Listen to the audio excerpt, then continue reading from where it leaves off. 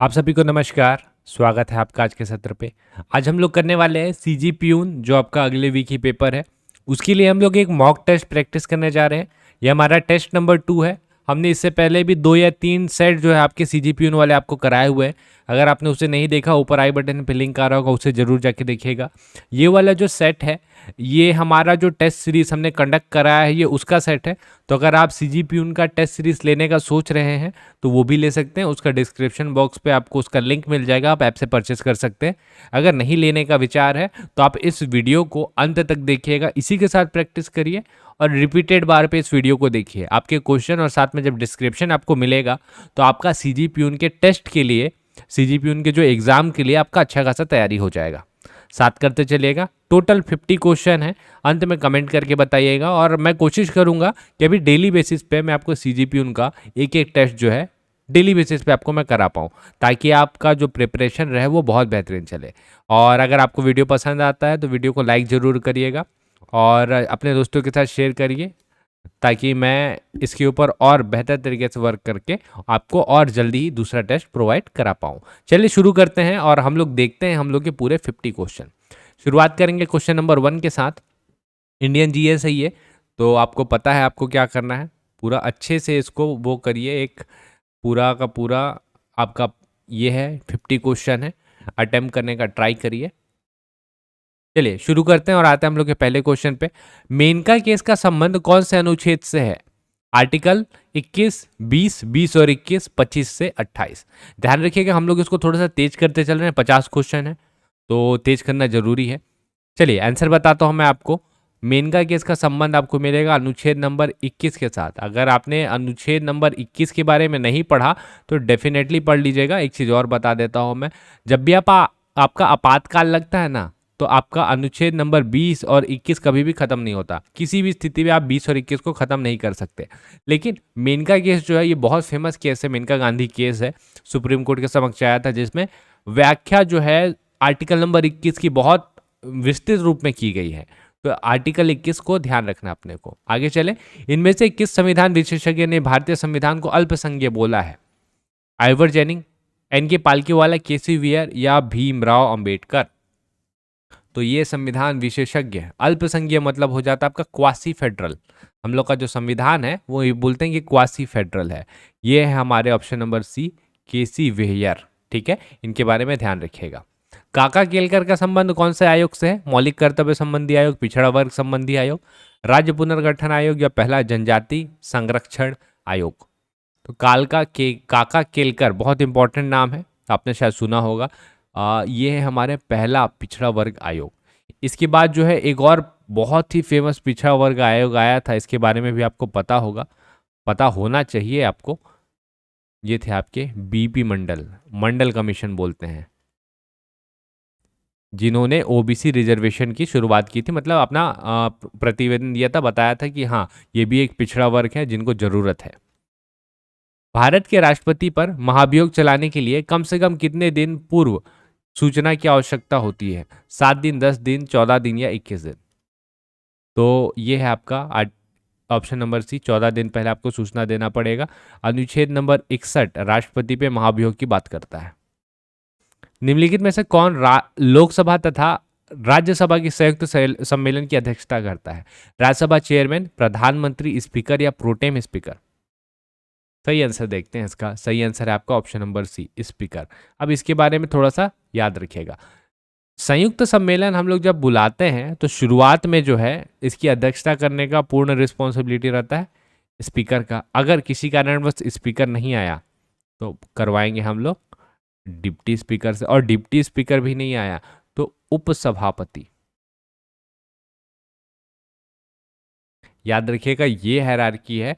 आपका राज्यसभा का जो चेयरमैन यानी कि वाइस प्रेसिडेंट होता है वो कभी भी अध्यक्षता नहीं करता। सुवर्णों के लिए आरक्षण कौन से संविधान संशोधन के तहत जोड़ा गया है? 102, 103, 104 या 105?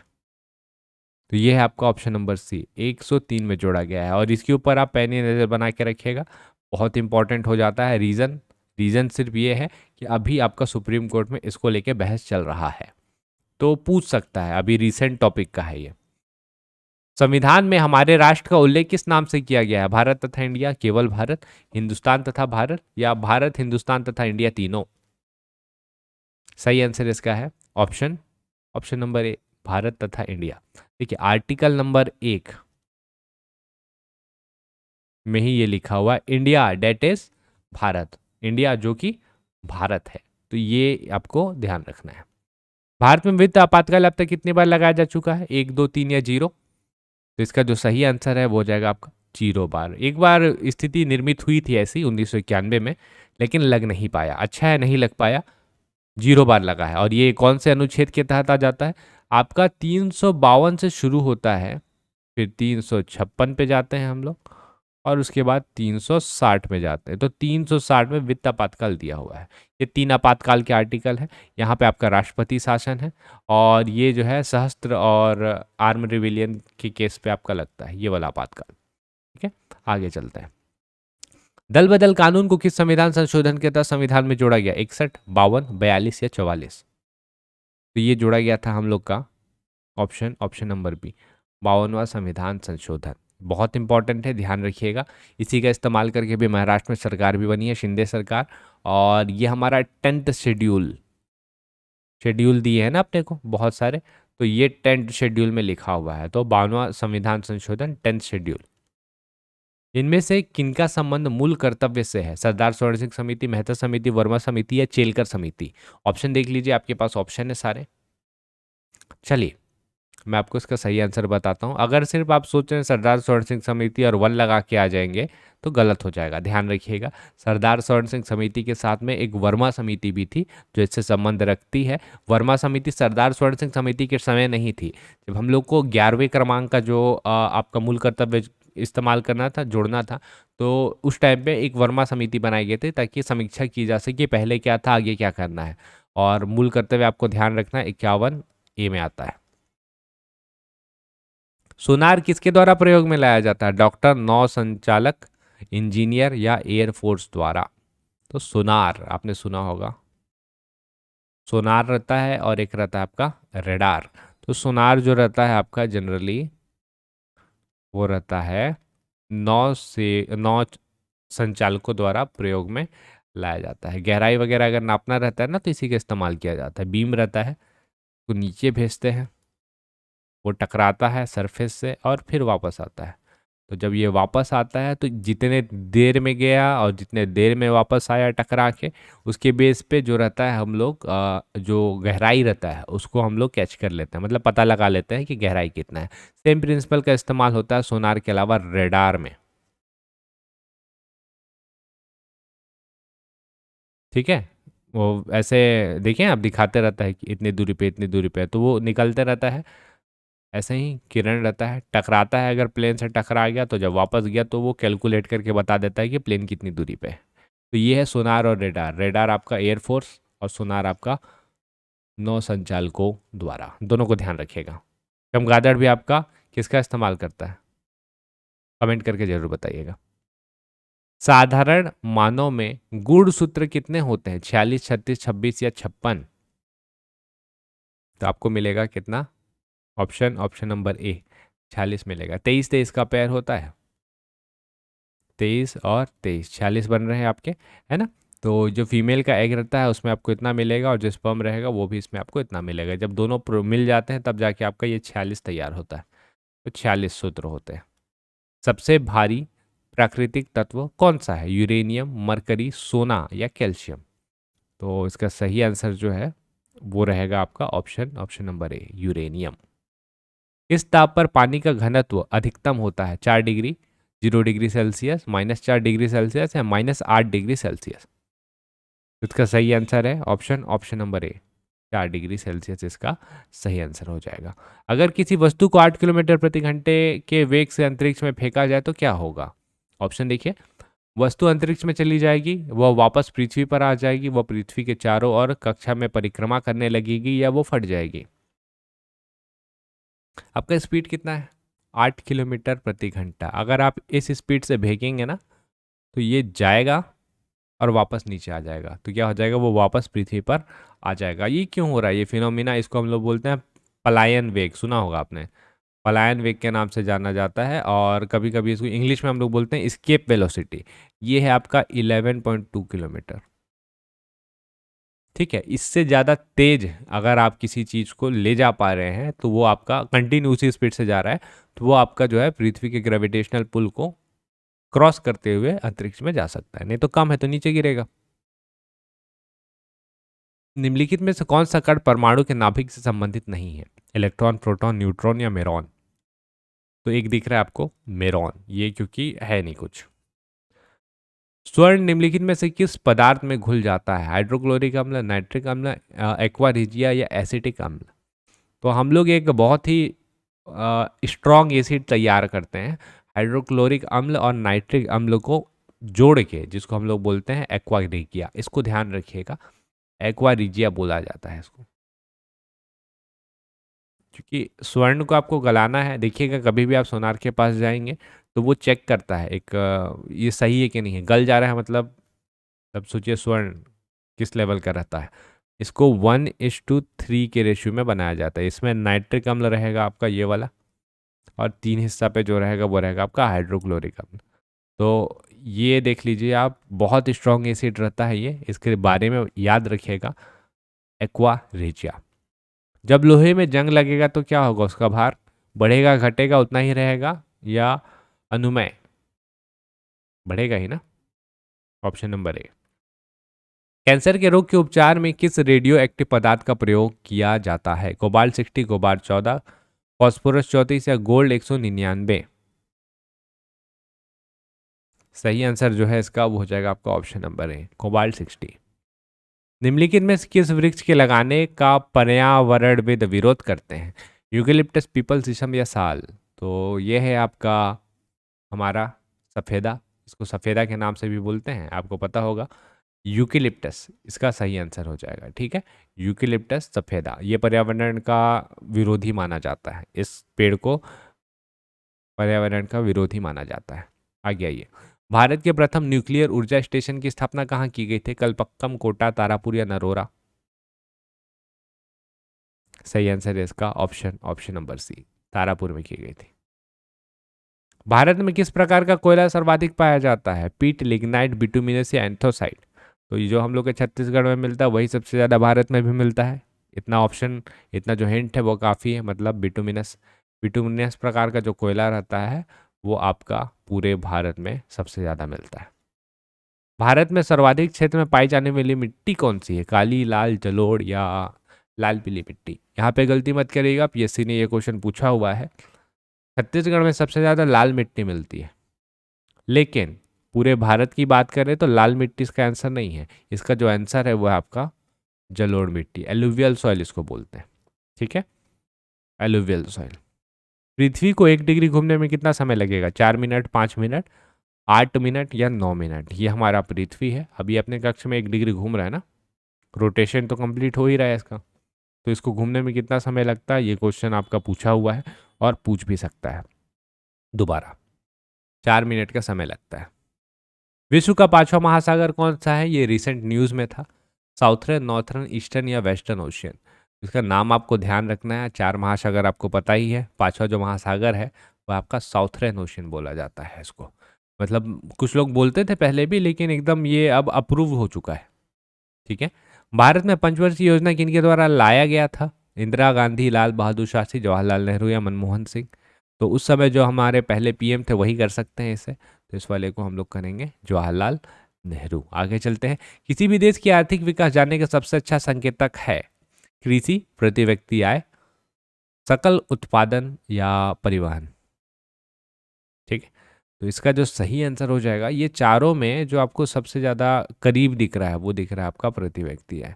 3 चीज़ें होती है, प्रति व्यक्ति आय, उसके बाद आपका शिक्षा, और आपका एक था लाइफ एक्सपेक्टेंसी। इन्हीं 3 को मिला के हम लोग एचडीआई बनाते हैं, है ना।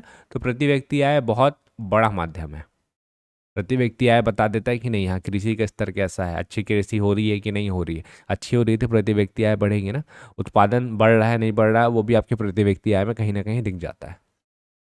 भारत में राष्ट्रीय आय का आकलन कौन करता है? वित्त मंत्रालय, आरबीआई, भारत सरकार या केंद्र सांख्यिकी संगठन? तो ये है हमारा ऑप्शन नंबर डी केंद्र सांख्यिकी संगठन है। खुली अर्थव्यवस्था से क्या तात्पर्य है? केवल निर्यात, केवल आयात, दोनों निर्यात और आयात, ना ही निर्यात और ना ही आयात। तो खुली अर्थव्यवस्था मतलब होता है अपना दोनों करेंगे हम, निर्यात भी और आयात भी। भारत की अर्थव्यवस्था में कौन से क्षेत्र का सकल राष्ट्रीय उत्पाद में सबसे ज्यादा योगदान है? प्राथमिक, द्वितीयक, तृतीयक या सरकारी क्षेत्र? सही आंसर क्या हो जाएगा? हमारे पास जो है 3 क्षेत्र हैं, आपको पता है, पहला, दूसरा और तीसरा। ये रहता है कृषि क्षेत्र, ये रहता है उद्योग क्षेत्र और ये रहता है सेवा क्षेत्र। भारत की बात करें तो सेवा क्षेत्र का योगदान जो है आपका सबसे ज़्यादा है। लेकिन अब छत्तीसगढ़ की बात करेंगे तो हम लोग का छत्तीसगढ़ में द्वितीय क्षेत्र का योगदान सबसे ज़्यादा है, यानी कि उद्योग का। लेकिन इस पर्टिकुलर क्वेश्चन में हम लोग का तृतीय क्षेत्र सही आंसर हो जाएगा। भारत में भारतीय रिजर्व बैंक की स्थापना किस समिति की सिफारिश से हुई थी? चैम्बरलेन आयोग, किन्स आयोग, हिल्टन यंग आयोग या इनमें से कोई नहीं? सही आंसर जो है इसका वो हो जाएगा आपका Hilton young commission. Important commission था 1934। भारत में हरित क्रांति का जनक किन्हें माना जाता है? नॉर्मन बोरलॉग, वर्गीस कुरियन, विशाल तिवारी या एम एस स्वामीनाथन? तो हरित क्रांति का जनक अगर विश्व में आप बात करेंगे ना तो वो है हमारे नॉर्मन बोरलॉग, ये है। लेकिन अगर भारत के परिप्रेक्ष्य में बात करेंगे तो उसका सही आंसर निकल के आता है आपका एम एस स्वामीनाथन। वर्गीस कुरियन नाम दिख रहा है आपको? अमूल के फाउंडर, अमूल यानी कि व्हाइट रेवोल्यूशन, ये थे। ठीक है। भारत में जीएसटी कब लागू किए हैं? 15 अगस्त 2015, 1 जुलाई 2017, 1 अगस्त 2017, 1 जून 2014। इसको आपको कैसे याद रखना है? उसको आपको याद रखना है कि 5 साल कंप्लीट हो गए हैं जीएसटी को आए, तो 5 साल कंप्लीट हुए हैं और ये सावन के महीने में था, ऐसे कर सकते हैं आप। 1 जुलाई 2017 सही आंसर है। निम्नलिखित में से प्रत्यक्ष कर कौन है? कॉरपोरेट, कस्टम, उत्पाद टैक्स या गिफ्ट टैक्स? तो प्रत्यक्ष रूप से जो है वो है आपका gift tax. SDI, human development index आकलन के 3 क्षेत्र कौन कौन से हैं? इसके बारे में हमने अभी चर्चा की थी। कृषि, उद्योग, सेवा, शिक्षा, स्वास्थ्य या प्रति व्यक्ति आय, कृषि, बैंक, शिक्षा या इनमें से कोई नहीं? इसका जो सही आंसर हो जाएगा वो हो जाएगा आपका ऑप्शन नंबर बी, शिक्षा, स्वास्थ्य और प्रति व्यक्ति आय। इसके बारे में हमने देखा हुआ था। आगरा का लाल किले का निर्माण किसने कराया था? अकबर, जहांगीर, शाहजहां या औरंगजेब? बताइए। तो आगरा का लाल किला बनवाने वाले थे अकबर। निम्नलिखित का सही क्रम नीचे कूट दिया है, उससे पता करना है। सी, राजगोपालाचारी योजना, वेबल योजना, माउंटबेटन योजना और कैबिनेट मिशन।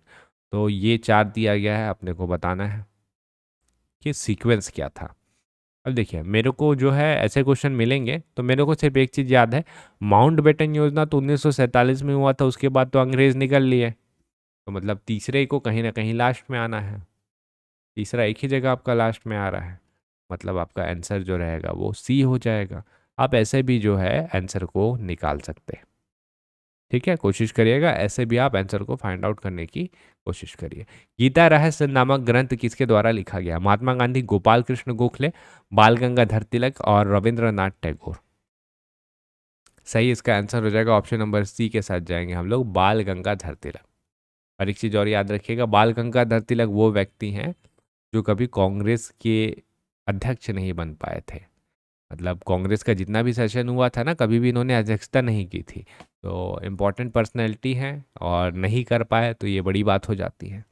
निम्नलिखित में से जनजाति और राज्य की कौन सी जोड़ी सही नहीं है? भील गुजरात, गद्दी हिमाचल, कोटा। कोटा लिखा गया है, इसको टोडा होना था और नीचे भी टोडा हो गया। चलिए 2 टोडा हो गया, टोडा। चलिए 2 हो गया, मतलब आप बताइए। ये वाला तो सही है दोनों, जो गलत है वो है आपका ये वाला नीचे वाला। टोडा जो है वो आपका तमिलनाडु में मिलता है, यहाँ पे मिल ही गया है आपको। टोडा तमिलनाडु में मिलता है, टोडा केरल में नहीं। चेचू एक जनजाति है जो आपका केरल में मिलती है। ठीक, तो ये नीलगिरी की पहाड़ी में रहने वाली बहुत प्रसिद्ध जनजाति। सती प्रथा पर प्रतिबंध किस गवर्नर जनरल द्वारा लगाया गया है? Lord Canning, Ellenborough, Northbrook या विलियम बेंटिक? 4 यानी कि डी, विलियम बेंटिक इसका आंसर हो जाएगा। स्वराज पार्टी के संस्थापक बाल गंगाधर तिलक और महात्मा गांधी, विपिन चंद्र पॉल तथा लाला लाजपत राय, सी आर दास तथा मोतीलाल नेहरू और सरदार पटेल तथा राजेंद्र प्रसाद? सही आंसर है option option number C, CR Das तथा मोतीलाल नेहरू इसके संस्थापक थे। निम्न में से किसे भारतीय पुनर्जागरण का पिता कहा जाता है? स्वामी विवेकानंद, राजा राम मोहन रॉय, दयानंद सरस्वती और रामकृष्ण परमहंस। इसका आंसर आपको पता है, भारतीय पुनर्जागरण का पिता राजा राम मोहन रॉय यही है। भारत में सबसे ज्यादा दलहन फसल का उत्पादन कहाँ होता है? गुजरात, राजस्थान, उत्तर प्रदेश और मध्य प्रदेश। इसका सही आंसर है आपका option number D, Madhya Pradesh में होता है। चारवाक दर्शन का प्रतिपादन किसने किया है? शाक्य मुनि, बौद्ध, पतंजलि या इनमें से कोई नहीं? तो चारवाक दर्शन आपको मिलेगा, कोई नहीं। हमको नहीं पता किसने प्रतिपादन किया है। दर्शन बहुत अच्छा है लेकिन हमको नहीं पता है। निम्नलिखित दिए गए दर्रे में कौन सा सुमेलित नहीं है? बनिहाल, शिव किला, लीपू लेक या योंगरैप? योंगयैप होगा ये, गलत लिखा गया यहाँ पे भी। लीपू लेक दर्रा देखिए, सिक्किम लिखा हुआ है, नाथुला आपको पता ही है सिक्किम का है। लीपू लेक आपको जो है वो आपको यूके में मिलेगा। ठीक है, उत्तराखंड। आगे चलते हैं। 1857 की क्रांति में लखनऊ से नेतृत्व किसने किया था? नाना साहब, रानी लक्ष्मीबाई, बेगम हजरत महल और बहादुर शाह जफर। तो ये थे हमारे ऑप्शन नंबर सी, बेगम हजरत महल। पंजाल श्रेणी कहाँ पाई जाती है? अरुणाचल प्रदेश, जम्मू कश्मीर, पंजाब या उत्तराखंड? इजी क्वेश्चन है ये तो आप बना ही लेंगे। Option number B, Jammu Kashmir इसका सही आंसर है। भारत में सबसे अधिक उपजाऊ मृदा कौन सी है? लाल मृदा, काली मृदा, जलोढ़। अच्छा चलिए, ये वाला तो हो चुका है और इसका आंसर फिर से देख लेते हैं। जलोढ़ होगा इसका सही आंसर। भारत की सबसे अधिक वार्षिक वर्षा दर्ज की गई कहाँ?